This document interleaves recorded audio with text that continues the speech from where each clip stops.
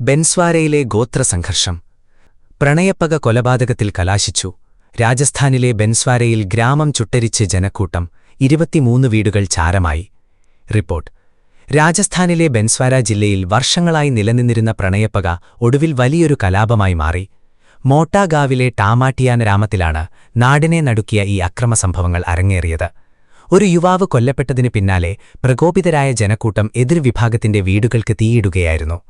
പ്രധാന വിവരങ്ങൾ. കൊലപാതകം. ഗോവിന്ദ് എന്ന 36-കാരനാണ് അക്രമികളുടെ മഴുകൊണ്ടുള്ള വെടിയേറ്റു കൊല്ലപ്പെട്ടത്.